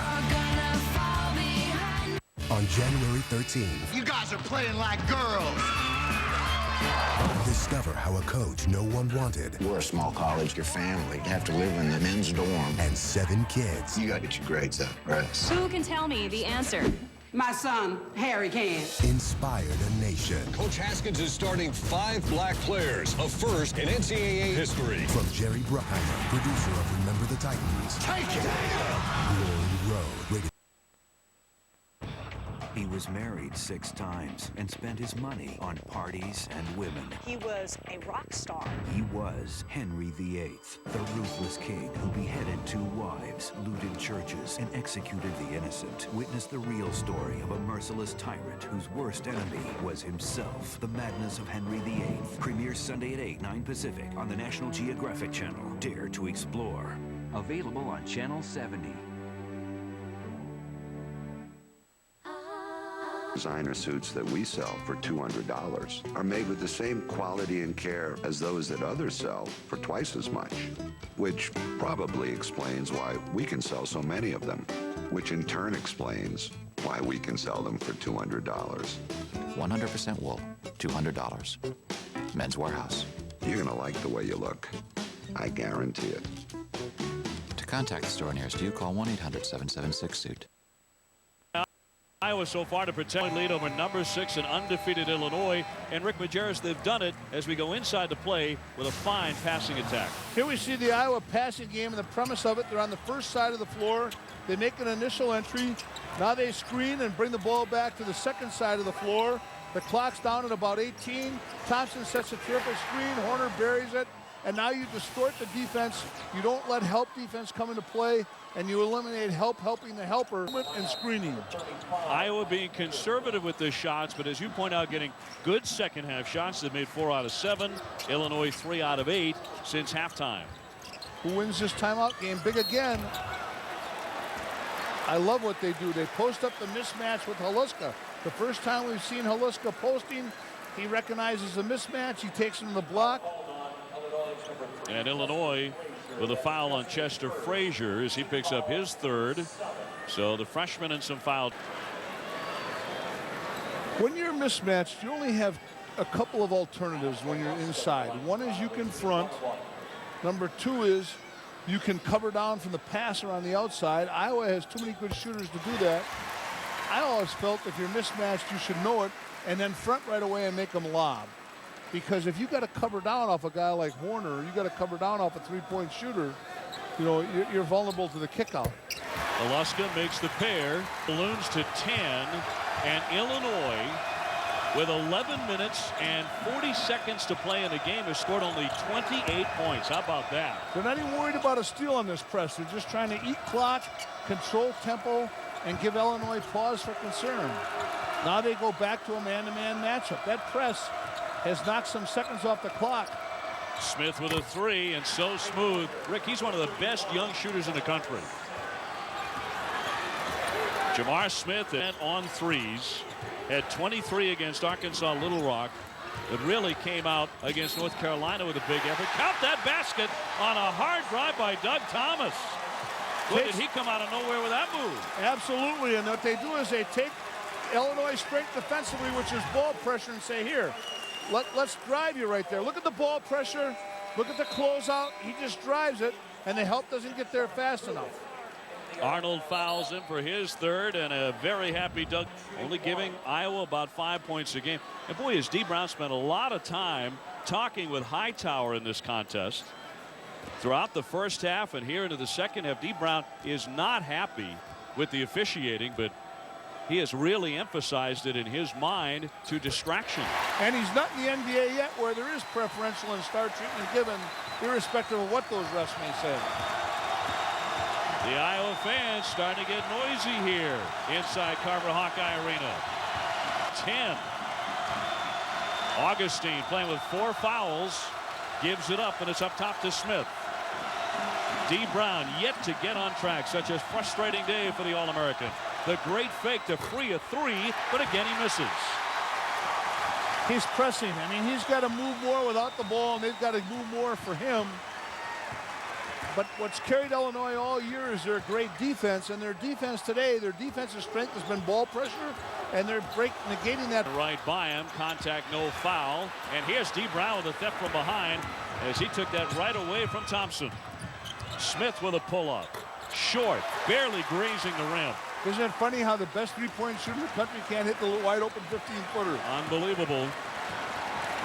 Inside the Big Ten on a Saturday afternoon. That's happened before. And Dee Brown just 1 out of 9 from three-point distance. Henderson out to Freeman. Too strong in an air ball right in. The way Freeman should have taken that shot. Freshman, out of rhythm, eyes down. Plenty of time left on the clock, especially with the time left on the shot. The coaching staff is very upset over that. Augustine is fouled from behind with 9:43 remaining. Thompson got him with the personal. Hey, here's our question for you as part of Home Court Advantage Week. We want to know which college basketball team you think gains the biggest edge just by playing on their home floor. Log on to ESPN.com. The keyword is Home Court Advantage to cast your vote, and the winner will be revealed on Thursday, January 12th, Pittsburgh game on ESPN, and Rick and I will have that for you. And we know Pitt will be undefeated because they don't play till then, and the fans are going to get to see one of the great point guards in the country, Carl Krauser, playing as under control and as smart as he ever has. Jamie Dixon and company, Barry Rourke, have done a great job with that team. There's Smith free. Too strong. Augustine with a big rebound and stuffs it right down. James Augustine for an easy bucket. When you go up aggressively like that, now did you notice how he nipped chin and how he took it up very strong? He wasn't worried about a block shot or a foul. 41-33. Augustine with 10 and 7, but 4 fouls as well on that turnover. The traveling violation will give it back to Illinois. We're going to see why Augustine is the leading rebounder in Illini history right here. Take a look at him. 2 hands, doesn't bring it down, takes it up strong, flushes it. He goes after every rebound. He's relentless his second time if you get a body on him, and he tells us he studies the angles because he watches film of Rodman all the time. Also career field goal percentage leader for Illinois. Frazier on the dribble drive. Looked off a defender and banked it in. Wild shot. Bruner tried to get the charge. Good non-call by Hightower right there. Well, you knew Illinois was not going to lie down. You knew they would make a run. And this is a smart timeout, you would think, by Alford. Very astute. Now, this is going to have to be visually impressive because they're going to have a time for one more possession before the TV timeout comes under 8. Right now, I'm going to go inside to Bruner. I'm going to my money guy because I'll tell you something. If he goes inside, his second best shot is if he misses it. He follows up his miss as well as anyone collegiately and plays through that hit. And with Augustine and company in foul trouble, they won't be a threat to him. Hey, Big Monday is back at 7 o'clock Eastern on ESPN. Connecticut will host Big East newcomers Cincinnati, and then at 9 squaring off against Iowa State. Texas with a huge win on the road in Memphis recently, and then at midnight on ESPN2, Gonzaga will battle the Santa Clara Broncos. It's Big Monday, part of Home Court Advantage on ESPN and ESPN2. How will Rudy Gay respond when Calhoun called him out? He said he only showed up for one thing in the Marquette game, the starting lineup. That's going to be a great game to watch. The fans are going to like it. Hicks and company for Cincinnati back on track. They've played exceptionally well the last 6 or 7 games. Doesn't he? Yes, he does. 8:34 left in this game. Horner will turn and fire the 3, and it's too strong. The rebound comes to Pruitt on the baseline. You can't fault that shot, especially to a guy who's got 1,000 career points, and he was wide open. D. Brown off to Smith. He gets another one. He buries a three, and he's starting to get into that dangerous rhythm that the Fighting Illini fans have come to know. I'm going to Bruner on the block here at money time. Bruner out high. Haluska fakes. And nothing wrong with that. Reach-in foul by Frazier stops the clock with 8:02 left. You know, Steve Alford was a great shot faker when he played, and his guys are superb at that. They do a great job of shot fake, drive, middle penetration. You know, and you can see that they're well coached in that regard. It's an interesting point, but why are they not a better shooting team, only 41%? Because, as I said, the percentage doesn't include, they get very few fast break layups. They don't have a 5-man that they feel comfortable throwing the ball to inside the center. They go as 4-man at 6'6", who is, you know, someone who is a good scorer inside.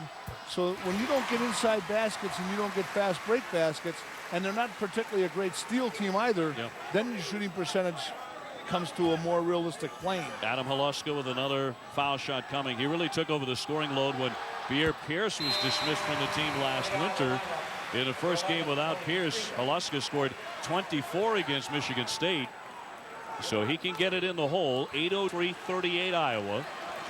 And at least for the moment, the free throws stopping his tide of Fighting Illini points. This is why you don't like freshmen. Freeman didn't know who he was going in for, and they had 6 guys on the floor until they got Haluska off. Illinois breaks the pressure. Young is not where you want to be in basketball at either the pro or collegiate level. Bruce Weber playing 2 freshmen, big minutes here down the stretch. And that's apropos to my statement. I may not always listen to you, but I love the way you listen to me. Brown looking inside. Shot clock is down to 5 here. Frazier wants to give it up. Brown dish to Augustine, and it's off Illinois and out of bounds. Unselfish to a fault. That was not that bad a decision. He could have caught that off the roll in rhythm and flushed it down. I like D. Brown's pass there, and I like the play. His composure is what a senior is all about.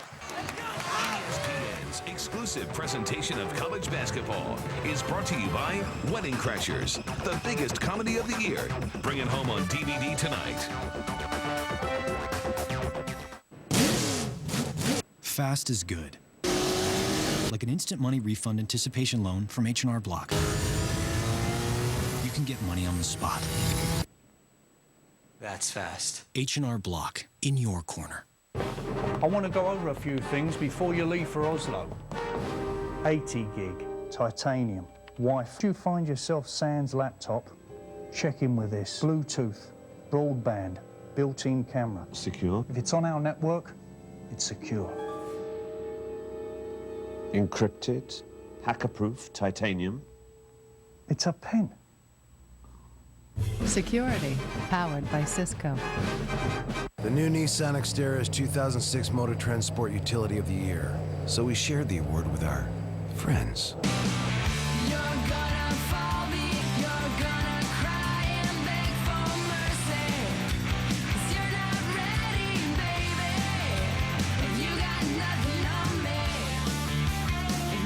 The 2006 Motor Trend Sport Utility of the Year. The new Nissan Xterra. Create your own holiday feast at Red Lobster. Combine 2 or 3 of your seafood favorites from 10 signature dishes, including our tender snow crab. Celebration this holiday at Red Lobster.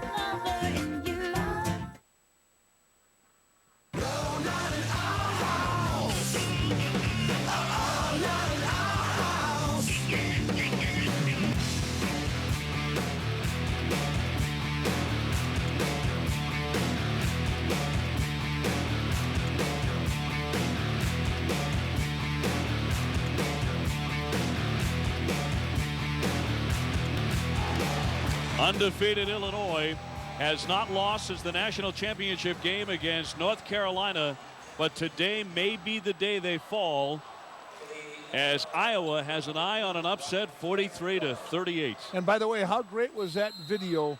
Those are all the components. The reason why I love college ball much more than pro ball. You'll see more great plays in a pro game, but you'll never see that kind of emotion from everyone involved in the arena. Corner fronted by Smith, gives off to Henderson. Played big minutes here for Alford down the stretch. Horner stops inside the paint. They're running some clock here. They're going to a little flex cut offense and passing game.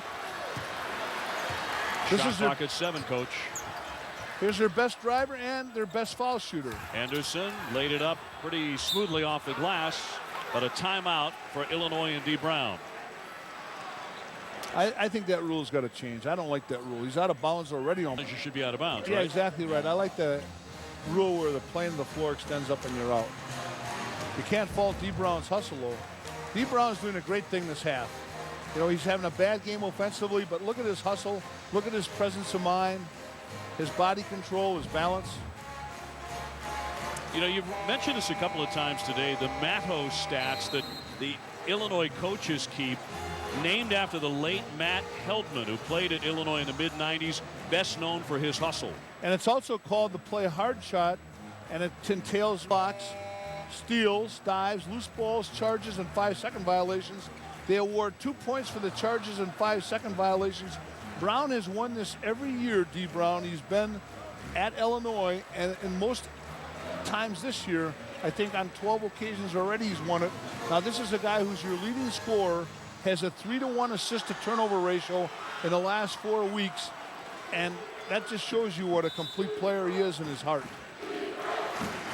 So there's the chart. 4 points today for D. Brown, but he's made some Matto points. We've seen those. You just saw the keeper of the charts. That young man takes that job so religiously, and it's a very coveted award by all Illini players, as well it should be. Iowa shooting very well in the second half, quite unlike their loss to Wisconsin on Thursday. They've been a very different team. Well, they needed to be, taking on the number 6 team in the country. Shot clock again with 3. There's Brown, and another miss for D. Brown. Henderson wants to run against Smith, lays it up and got it. When you shoot out of a corner like Brown just did, you've got to get back. He was the one who did create the floor balance. Henderson scoring for the first time since the opening minute of play when he had the first floor for Iowa, but he set the tone. Augustine inside. He's fouled. That's going to go against Iowa. Not on Augustine. Had it been, it would have been done for the day. That would have been his 5th. Thomas with the foul. Here we're going to look what I talked about. They have a man coming to the top of the key for floor balance. Brown shoots, but see him stand there and take a photo of it. He's got to get back in defensive transition. Whenever you shoot out of a corner, you got to have 2 guys back and get your backflow back. Brown should have been taking that ball at the top of the key, and that's why I got that break. So Augustine at the line here. Had a big game, particularly in the second year earlier this season when he scored 23. Illinois was down 15 in that game, and because of Augustine's heroics, came back to win 65-62. But he's in foul trouble here today. 11 points for Augustine. Iowa running motion. Bruner on the backdoor to Horner, and that was just too easy. And on Teamwork Tuesday, we're showing that pick what Teamwork Tuesday is going to be about. Well, they're going to call that a held ball, and it'll take it the other way. And what a series for Bruner. No foul, and you look at the way that Iowa has passed the ball so well today, Coach. Take a look at this here. Bruner gets it, turns and faces. Look at Haluska's back pick to Horner, and the spacing on the left side of the floor. All the components of excellent offense, and now they've got a possession again. But credit the picker, the dinosaur of the sport, Haluska, a star who'll scream. Brown knocks it out of bounds as he harasses Jeff Horner. 5:21 left. And that may be all that is left in the undefeated run of number 6 Illinois. D. Brown 1 out of 11, coming off a 34-point gem against Michigan State. They've done 2 good things. They've tried to backdoor Illini's pressure, and they've driven the hard ball pressure on the ball. They've tried to backdoor the overplay and driven the ball pressure. Only 4 to shoot. Got it. Eric Hansen. He might not be able to make it on the block, but I'll tell you what, his middle game is good. Under the pressure of a dwindling shot clock, Brown banks it in on the drive, and that's more like the D. Brown we know. Great hesitation dribble there. Well, it's turning into a dandy here with 4 minutes and 38 seconds left. Illinois scrambling, clutching. doing everything they can to get back in it, down by 8. Not happy. I was glad to see him looking more this half to A, pass, and B, get the ball to the rim. Bruner working on Augustine. Banked it too hard, and Augustine chases down the loose ball, and he's fouled from behind by Henderson. 4:16 remaining.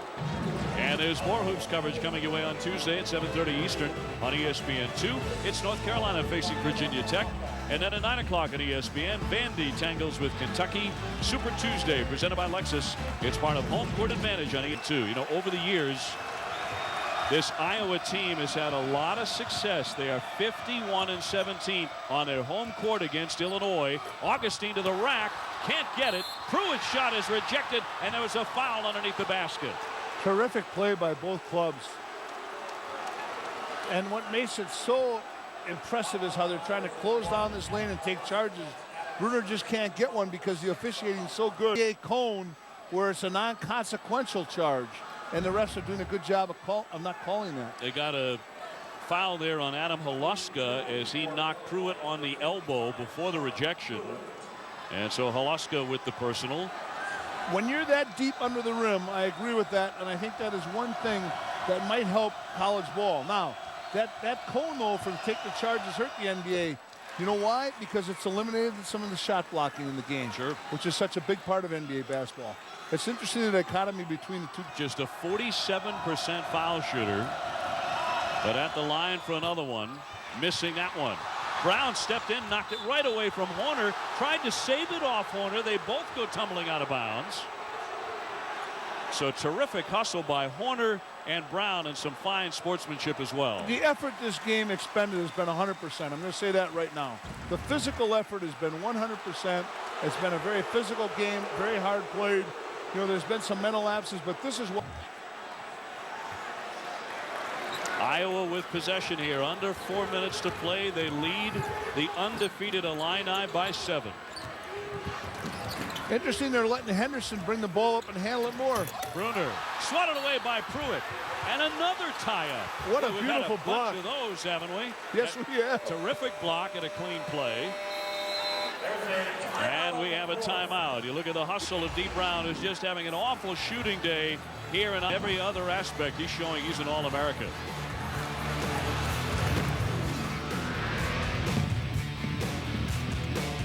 Now get boneless wings at KFC's Flavor Station. 100% breast meat boneless wings dipped any way you want. Choose from our classic honey barbecue sauce, fiery buffalo, or sweet and spicy. Try 6 boneless wings for $2.99 or 18 for $8.79. Be the boss, choose your sauce, only at KFC. The new Nissan Xterra is 2006 Motor Trend Sport Utility of the Year. So we shared the award with our friends.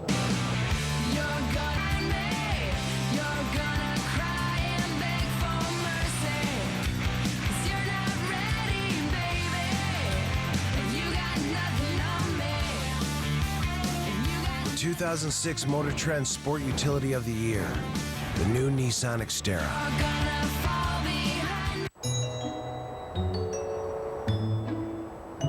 Dzisiaj przyjdą twoje nowe łyżwy? Tak, gdybym mógł przyjechać taką pogodą. Na pewno przyjedzie. Śnisz, nie... Złoży się o śniadanie. Fantastyczne!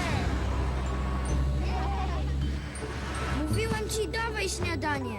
The most reliable color on earth. UPS. What can Brown do for you? When we got married, suddenly we had 2 of everything. They had a lot of stuff. 2 dinette sets, 2 dogs. 2 car insurance companies. I'm State Farm agent Joan Roysum, and this is a true story. We had to get rid of a few things. Yeah, mainly my things. He had State Farm. Help them compare rates and coverage. It was no comparison. He was right. For once. This time, one of my things stayed. Last year, 1.3 million drivers switched to State Farm. Call an agent today and you'll switch too. Like a good neighbor. State Farm is there. On your feet, my man. Give it to business. Yeah. Ow. That's just...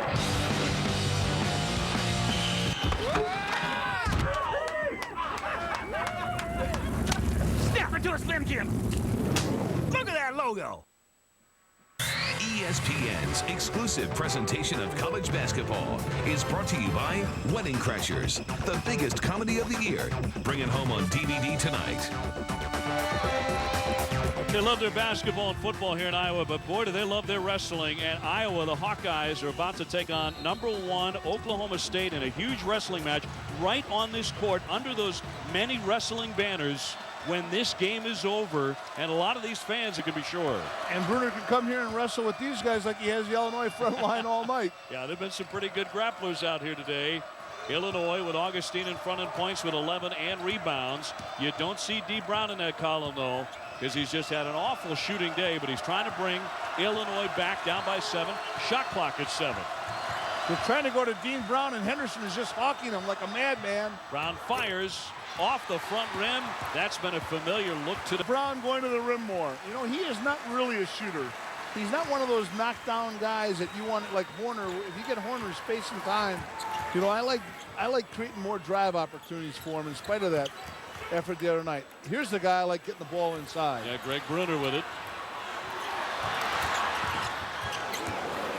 Horner with the save. And the foul, the rather silly foul that time by Brian Randall with that shot clock at 9, and he's just fouled out. That did not make a lot of sense. College basketball here on ESPN. We've got a good one going with 2:45 left. All part of home court advantage from Carver Hawkeye Arena here in Iowa City. Dave O'Brien and Rick Majerus with you. And Illinois, the number 6 ranked team in the country, a perfect 15-0 on the line right now. Just one of 6 remaining unbeatens. But that could come to an end here this afternoon. Randall to the bench after picking up his 5th. And Halas. As Smith checks back in for Bruce Weber. What we want to watch for now is Iowa pressing. They're going to go 1-2-2. They've gone back sometimes man, sometimes zone. They don't want to get a steal out the press. They're not looking for a turnover or a 10-second count. They're looking to disrupt the continuity and early rhythm of the Illinois offense. It's been a good maneuver for them this game. Iowa by 8. Here's that 1-2-2 upper.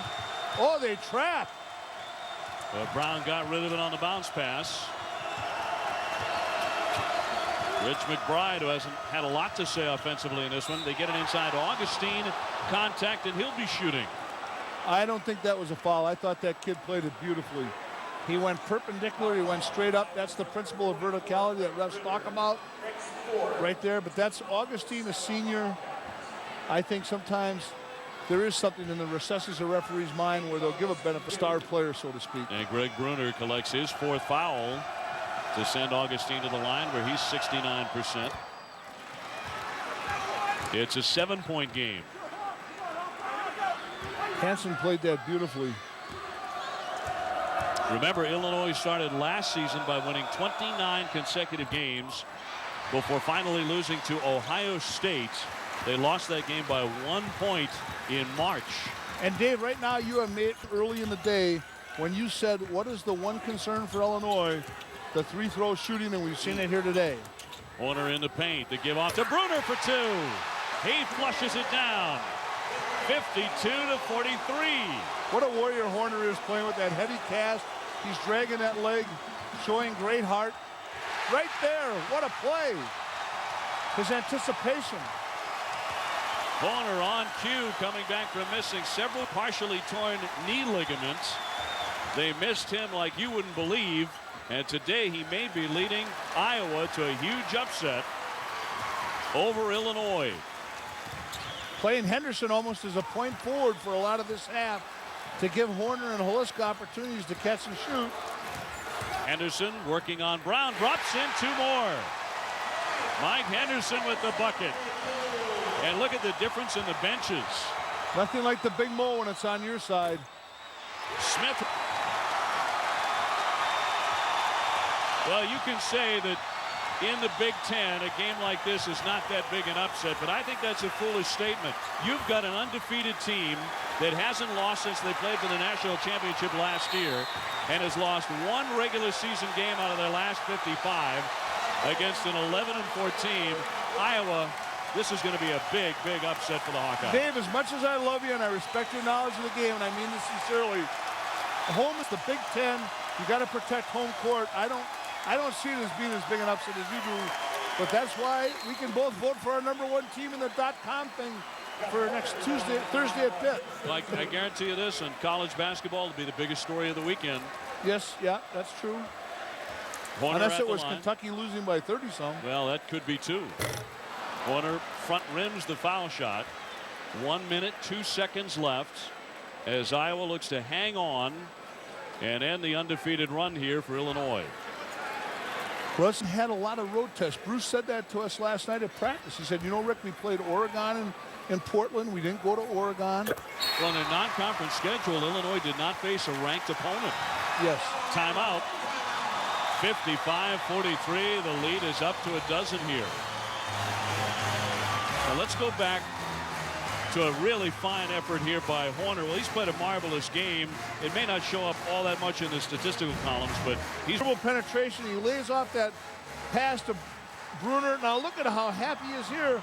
But what you're going to see, he's going to convert back defensively. He keeps his head in the game, and he's going to make a terrific steal here just by virtue of good defense. He gets beat with his bad wheel there, but doesn't quit and moves a second time defensively like all Warriors and champs do. Illinois will have the ball when we come out of the timeout. Just over a minute remaining here.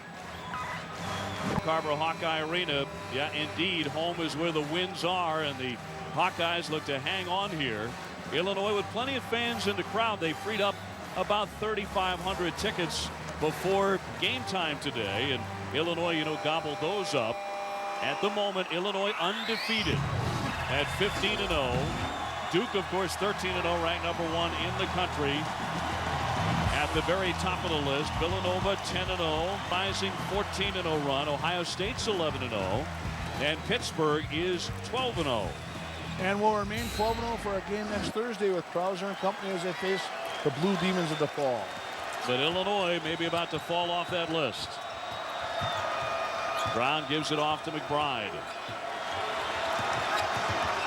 D. Brown. McBride will shoot the long-range three and knock it down. And another timeout with 48 seconds left. 46. And in 05-06 so far, you've got just 3 road games for Duke. Ohio State has played 3, Pitt just the 1. But in the last 8 days, Coach, George Washington, UConn, Texas A&M have all lost games for the first time. The great parody that is college ball today, and the fact that it's so difficult to win. But I'll tell you, we'd be remiss if we didn't commend Iowa on getting their butt kicked at Wisconsin in the second half, coming out here with the fire in the belly and playing a very cerebral game. You know, they play smart, and when they play through adversity, they played through the early adversity of poor shooting, unlike at Wisconsin. Let's not take anything away from the Badgers, though, who did a good job. I studied that film, and Wisconsin did a nice job of getting a hand up on virtually every shot. That's a great point. They missed 19 consecutive shots from the late stages of the first half into the second half, and their loss at Wisconsin. They came out and played with a real purpose in the second half and hit some of those shots that they had missed on Thursday. You know, Holmes is where the wins are at the free-throw line. Illinois didn't get to the foul line tonight, and when they did get there, they shot poorly. They've got to address their foul shooting. You discussed that earlier. Warner bumped and fouled by McBride. 43 seconds left.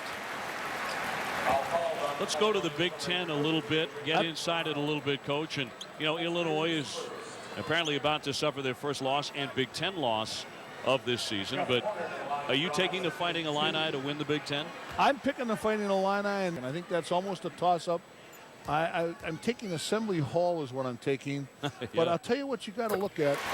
Michigan State's schedule, by far the toughest. Ohio State plays by far the easiest. They play Purdue, Penn State, and Northwestern twice. They're the only one of those top contending teams that plays that twice.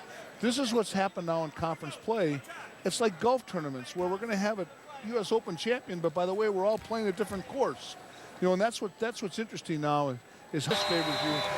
How about Michigan State at Wisconsin today, home against Indiana, and then they go to Ohio State, and after that, guess who their next 2 are?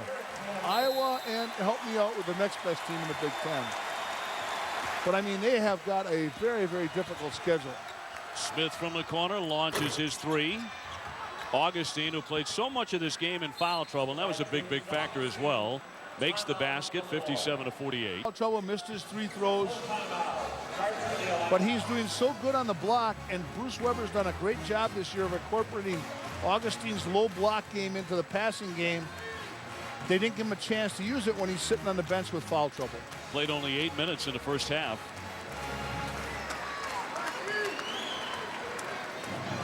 ESPN and ESPN2 are bringing you Big Monday. First at 7 Eastern. It's Connecticut taking on Cincinnati. You have to be kidding. What a motion. Game over.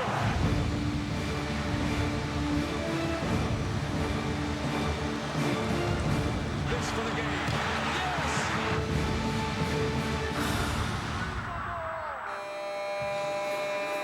So Big Monday on the way on ESPN and our family of networks. Connecticut, Texas battling Iowa State. And then at midnight, the Gonzaga Bulldogs against Santa Clara. It's Big Monday, part of Home Court Advantage on ESPN and ESPN2. And what a wonderful job Iowa has done today of protecting their home court in their effort to upend previously undefeated and for the moment still undefeated Illinois. But just 33 seconds left. And Iowa leads 57-48. This loss will be really beneficial for D. Brown in this regard. He'll go back, recognize what a great driver he is, what an outstanding passer, not be so enamored with the long ball, motto board, that play hard board, which he seems to dominate perennially in the Illini. Just couldn't hit a 3-pointer today, hit only 1. And Bruce Weber's team apparently about to taste defeat for the first time this season, and would drop to 15-1. Iowa would improve to 12-4. Remember, they opened the season in the top 25, and Rick, they were number 12 for a while before losing to Northern Iowa and then Iowa State. That knocked them out of the rankings. Seniors, 2 juniors, 2 outside shooters in Horner and Haluska. An excellent low post presence in Bruner. This team is certainly an NCAA team and could contend for the championship. Who are you picking? You asked me my picks. For the Big Ten? Yep. Give them to me 1-2. I got Michigan State and Illinois. 1-2 for me. A little bit adverted. Another rebounding battle for it. Henderson comes out of there with it. I thought early in the contest, Mike Henderson offered some really important minutes. After they shot the ball so poorly the other night in Wisconsin, he took the ball, strong to the hole and came up with early points to set a rhythm for them. Early points, drawn kick, played some point forward. And he is their, incidentally, he and Haluska are both 81% foul shooters. He's not a very good perimeter shooter, but he's worked hard and he's a very good foul shooter. He's 81 here. The junior out of Waterloo, Iowa, to make it 60-40. All that too, don't forget he covered D. Brown, and his size and length, his athletic ability bothered Brown. But the whole team covered Brown. They knew where number 11 was today. Tony Freeman, yeah. They saw the film. Tony Freeman up against D. Brown. That one spits right to Horner. He's fouled again, and with 7 seconds left, this one is done. Iowa will salt away the win at the line here today, and Illinois will lose for the first time this season. This is why sports are so good. There's a transcendent quality to it to later life. Illinois is experiencing the same frustration playing backwards that Iowa had against the Badgers 2 days ago. Now let's see how they overcome it in their next game, because Iowa did a great job psychologically coming out here today and putting the pass behind them and playing through adversity of a lot of early missed shots. Let's not forget, the teams were a combined 2 for 18 from 3 at halftime. Bruner stepping out and the fans chanting for Greg Bruner. Boy, did he play some man-sized minutes today, particularly underneath that basket for Iowa. I love his heart, his enthusiasm, his toughness. He's Don Nelson light, old number 19 from the Celtics. And the reason he's light is Nelly was a great shooter, great foul shooter, and his banner hangs in the Boston Garden. Bruner's might hang here one day.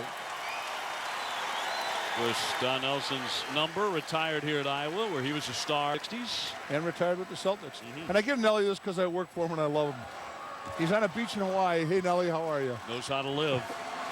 63-48 will be the final score as Illinois is undefeated no longer. You want to know if this one was an upset or not? Look at the fans here at Carver Hawkeye Arena. The World Series of Poker is coming up next. This has been a presentation of ESPN, the worldwide leader in sports. Game. Catch post-game extra on ESPN News. For Rick Majerus, I'm Dave O'Brien. Thanks so much for joining us today. That's your final. Stay tuned for the World Series of Poker next.